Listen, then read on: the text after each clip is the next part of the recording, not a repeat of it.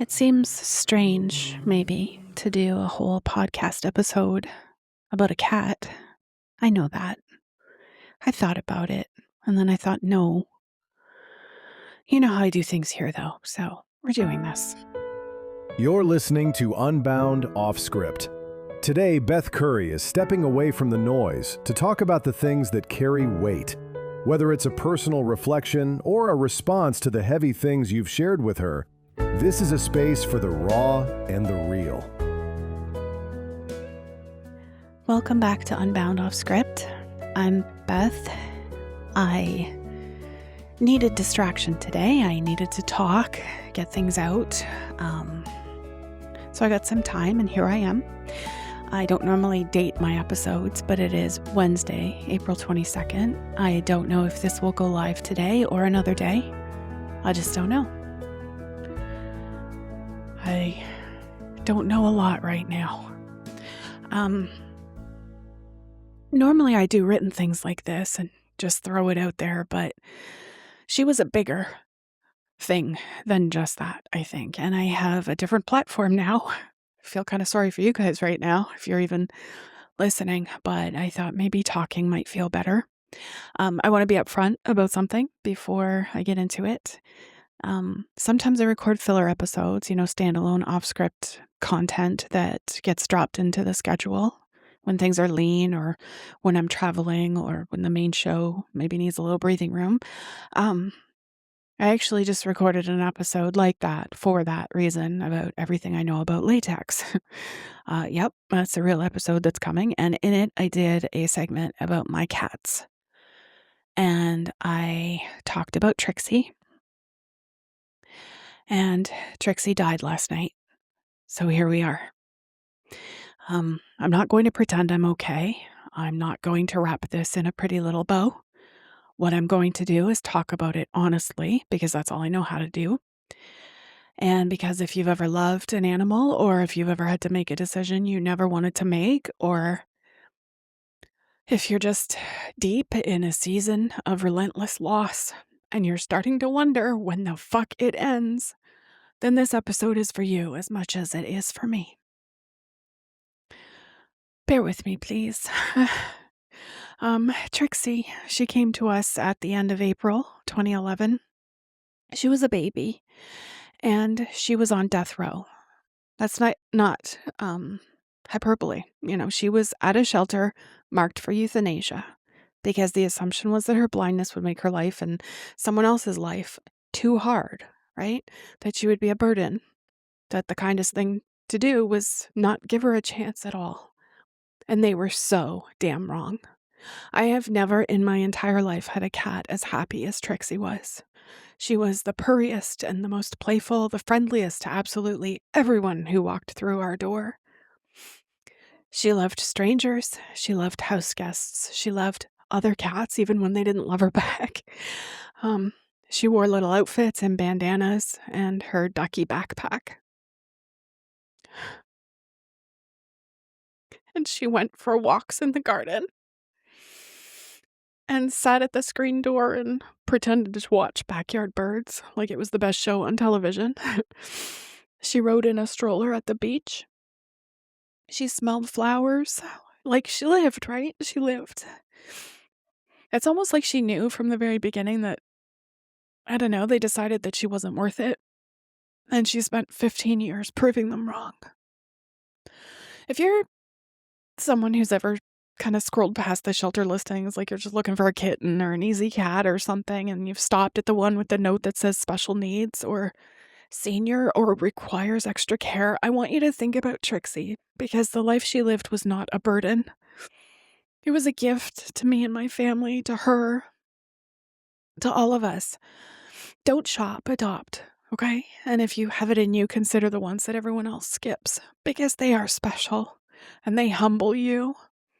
And they show you a love that's different. She came to us the same spring as her sister Micah, who arrived a couple of weeks before her.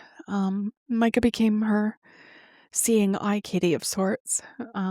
as Trixie lost her hearing too, because why not? Let's pile it on, right?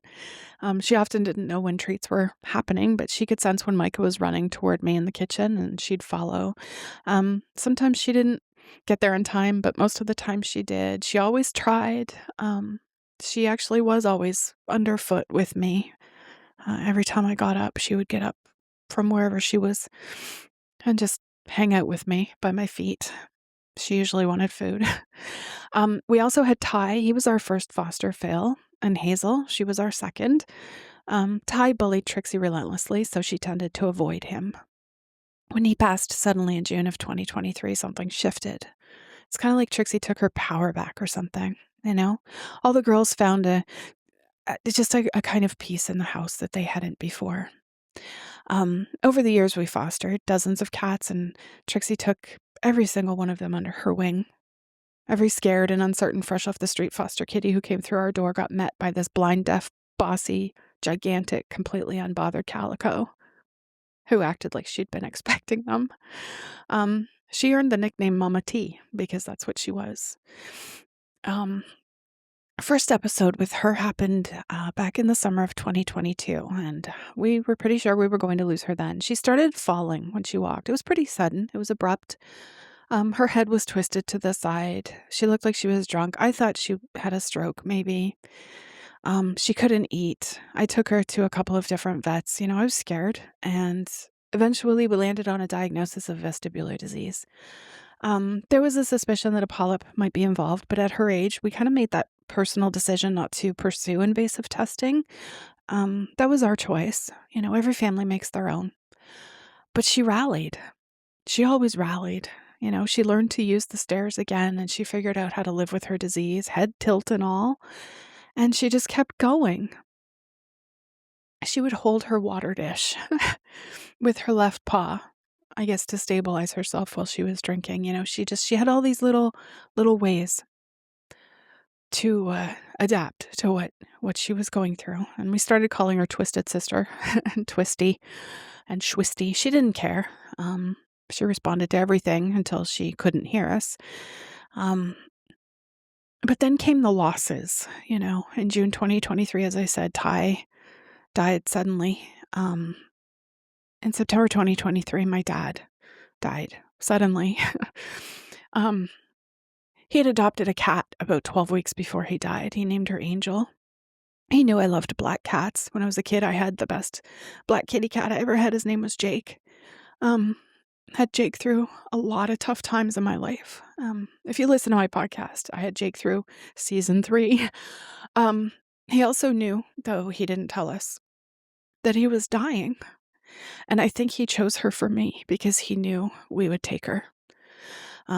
When he was gone and my mom had to move into long-term care, she has dementia, and that is its own slow daily goodbye that I'm still living.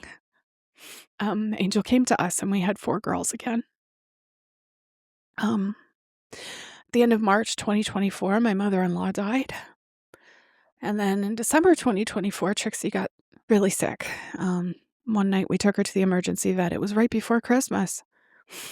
The doctor came out and said it was likely IBD, but probably lymphoma. He gave us the option of oncology or compassionate euthanasia, or maybe 6 weeks. We took the latter because we just wanted to get through Christmas. So we chose to treat her with Pred temporarily just to see, because they use that for IBD and sometimes for lymphoma. And she bounced back in 3 days. She was better than she'd been in years. In May of 2025, Hazel got sick and we let her go at home. In early May, the vet came to us. All the girls got their chance to say goodbye.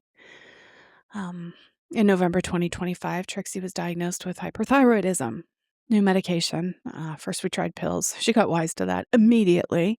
Her stubborn, spicy self, So we switched her to ear meds, just topical that I applied twice a day. 5 months of blood work trying to get her regulated, and then 2026 came, and I thought, this is it. This is the year. We get a fucking break. No death. I'm so tired. My heart's broken. It's also somehow hardened, both at the same time, and I just needed 1 year where nobody died. This past Monday morning, April 20th, she was unresponsive. I'm used to waking up in the morning and having her greet me loudly in the kitchen, all excited for her medications and her special food. But she wasn't there, and I found her in her little cubby, just really asleep. I got her to the vet right away that morning. Lots of blood work, lots of up in the air speculation. When the doctor walked in, she actually threw up pink stuff, and I knew. You just know, you know? They gave her a couple of different medications to help her, and they sent us home. And her breathing changed in the afternoon, so I took her back for x-rays. Heart looked okay, lungs looked okay. Really, really angry gut, though. So still possible it was a flare. Still possible the meds would work. I held on to that. And that night, around 1 a.m. on Tuesday, she rallied for me. She talked to me. She'd always been vocal, this one, and she even ate a little bit for me. She went back to drinking on her own as well before I went to bed on Monday night. And I thought, there she is. There's my girl. Through most of yesterday, she rested. I told myself she needed it. Her body was doing the work. Just deep rest. I convinced myself that this was how healing looked sometimes. And later in the afternoon, I gave her a gentle cleaning and I changed her bedding, and she walked out into the hall outside of the bathroom and she just lay down on the cool floor, and I gave her some space. And when I came back, she was bleeding from her bum excessively, and I knew, the way you know things in your gut that your brain hasn't fully caught up to yet, that this was not turning around. And what felt like fate, the vet called at that exact moment to say she was leaving for the day and wanted to just check in, and I told her what I'd just found. And she gave me 2 choices. I could take Trixie to the emergency vet, or she would stay late. I was alone. I didn't have anyone to call, nobody to talk to, and no time to think, and I chose to ask her to stay. And then it was fast. It was so fast. Even at the end, she tried to rally. She stood up on the table. She wanted to explore. That was Trixie. Right up until the very end, she was going to be Trixie. The decision. I want to talk about this because it's one of the most psychologically brutal things a person can do, and we don't talk about it enough, I don't think. I don't know why. Almost a year to the date before Trixie, I made this decision for the first time in my life for Hazel. I had never in my entire life made it before that. I've owned cats my whole life. So that should tell you something. Not once. Every animal I'd loved in the 49 years before that had either died naturally, or the decision had been made by someone else or by circumstance, not by me. There's a specific kind of pain that comes with being the one who decides, and if you've done this, you know this. It doesn't matter how clearly you know it's the right thing to do. It doesn't matter that every rational part of you understands you are ending suffering, that you are the last act of love you can give. The moment it's over, your brain goes to work on you. The second guessing starts immediately. Should I have waited? Should I have tried the other vet? Should I have done something else? Was she actually in pain? Was I reading it wrong? Did she know what was happening? Could she have turned around? Did she feel abandoned? With T, her being blind and deaf, I don't know, did she know what was happening? Did she know I was there? Could she hear me? Could she hear what I was telling her, that she was going to feel better soon and she was going to see again and everything was going to be okay? This is decisional grief. It's a specific mourning that comes not just from the loss, but from the weight of having been the one to choose it.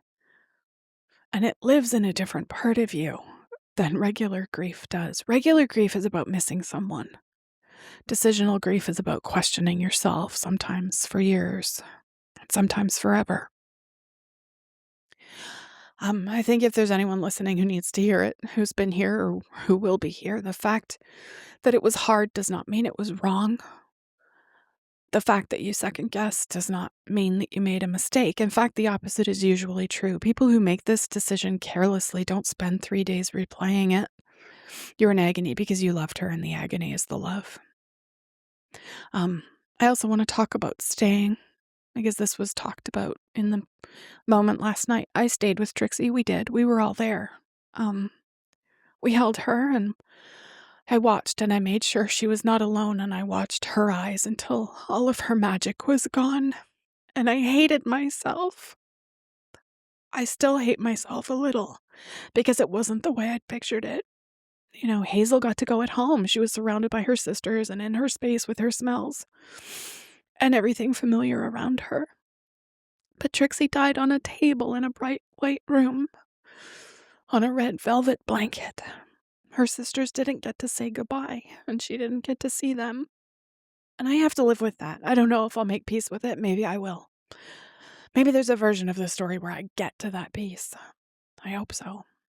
But what I know for sure, staying matters. If you can stay with your pet through euthanasia, please stay.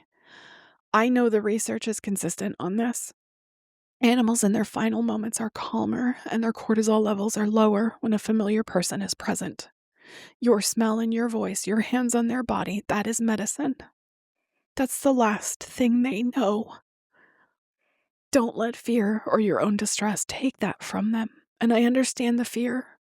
I understand that some people genuinely cannot do it. I'm not judging you if you couldn't or you can't, but the reason you haven't is because you don't know what it looks like. Or because you're afraid it will be traumatic or violent, and I want to tell you that it wasn't. It was quiet, and it was fast. She went to sleep with her chin in my hand.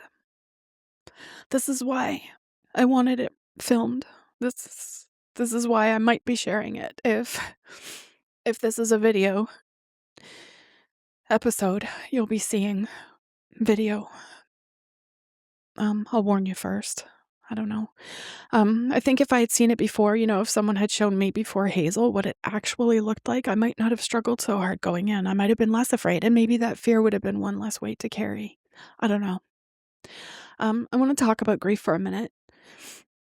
Not the kind in stupid sympathy greeting cards. No, she's in a better place. Shit, though I'll get to that. No, at least she had a good life. Not any of the things people say because they don't know what else to do with someone else's pain. Anyone who said that to me, please don't feel bad. I'm not judging you. It is what it is. It's totally fine, and I do appreciate it. But real grief, the kind that kind of sits on your chest in the morning before you're fully awake and hits you before you even remember why. I woke up this morning and the sunshine came in right where Trixie slept, in her little tent, in her spot, empty. And for 20 minutes, I had nothing to do. For 2 years, every morning had the same shape: medication, food, loveys, the whole routine that builds up around a sick animal that you don't even realize has become the scaffolding of your day until it's gone. And then the scaffolding is gone, and you're just standing there in the stupid sunshine with nothing to do and a heart full of something that doesn't have a name yet. That's grief, right? The absence that takes the same shape as the presence did. Psychologically, what happens in prolonged loss is something called cumulative grief, and I'm a textbook case. When losses stack, and mine have stacked hard since 2023, the nervous system doesn't get the chance to fully process one before the next one arrives.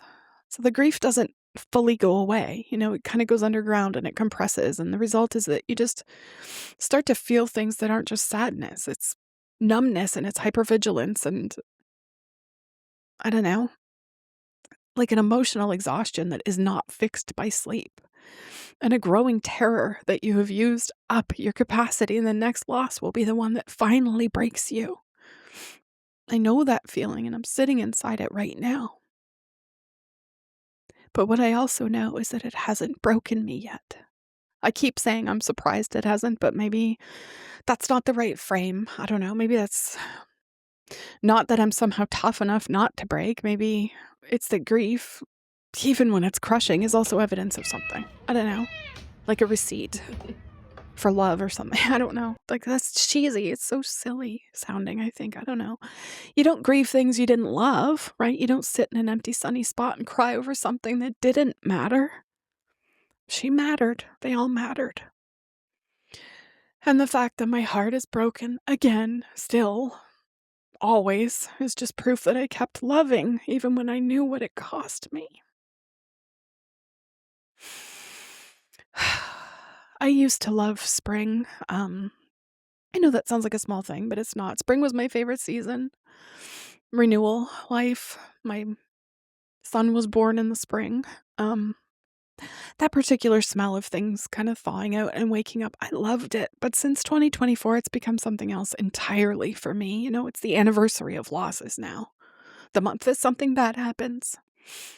I think my body's kind of started to brace for it before my brain does, which is a thing that happens. You know, the nervous system learns patterns faster than we do, and my nervous system has learned that spring means loss now, and I don't know how to unlearn that.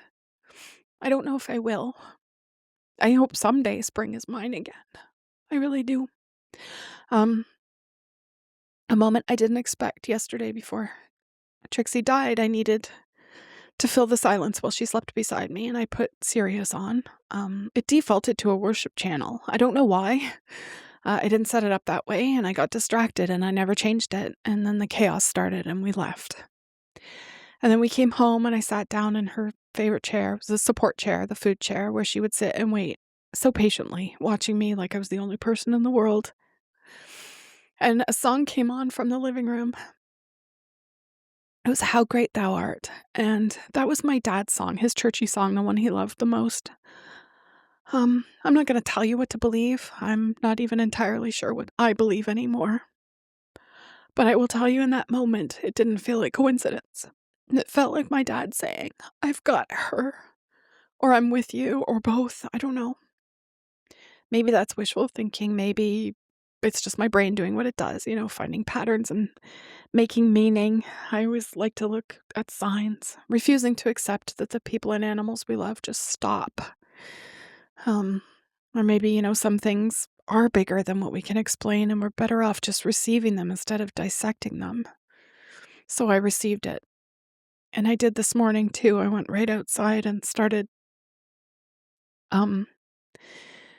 water sealing some stuff on my patio, and there were cardinals singing.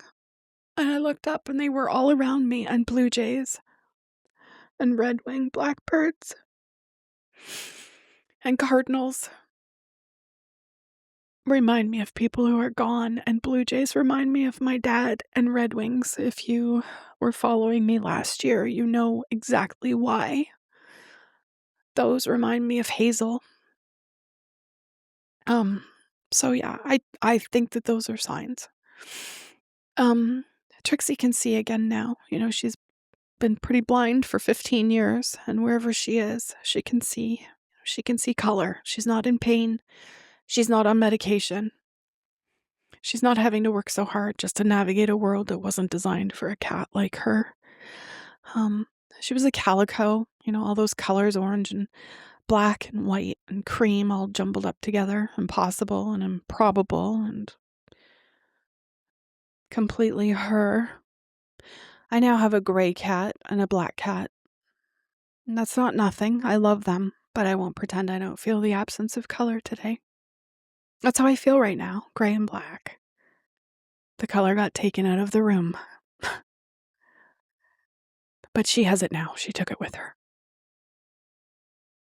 I don't have a tidy ending for this, you know, that's not what this episode is. What I have is,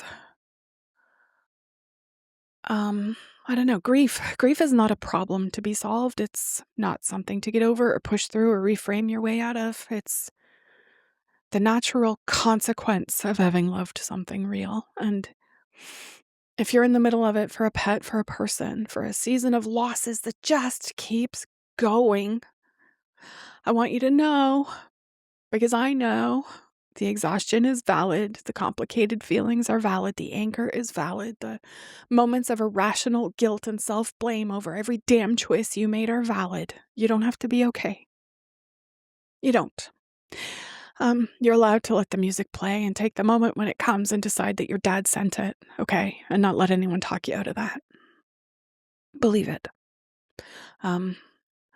Trixie came into this world marked for death, and she refused it for 15 years. She was blind and she was deaf and dizzy and eventually very sick. And she wore a ducky backpack and she smelled flowers and she mothered every scared cat who ever came through our door. And she was loved completely. She knew it. I believe that. That has to be enough. For now, anyway. I think that's it.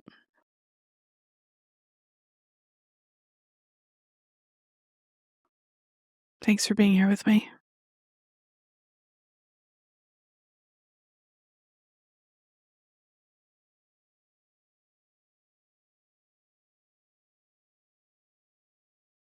Sweetheart.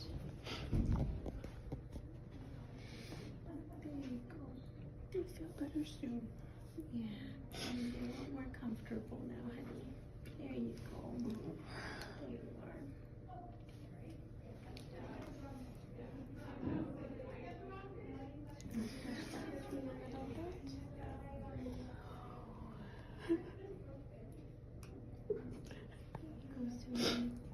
Should feel pretty sleepy. That's good. Okay, sweetheart. Is it okay if I go ahead? Yeah. You ready? Okay. That's alright, Trixie. Okay, sweetie. You can rest now, honey.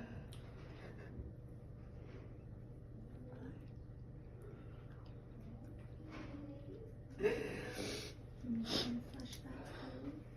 Oh.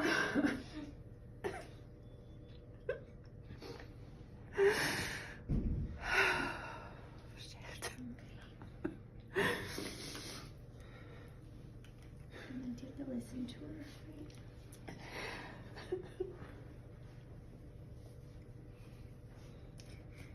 And her face is so cute right now.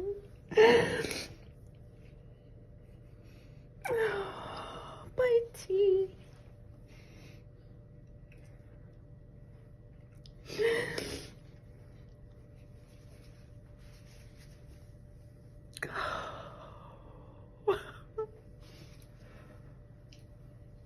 She's passed. Good. Yeah.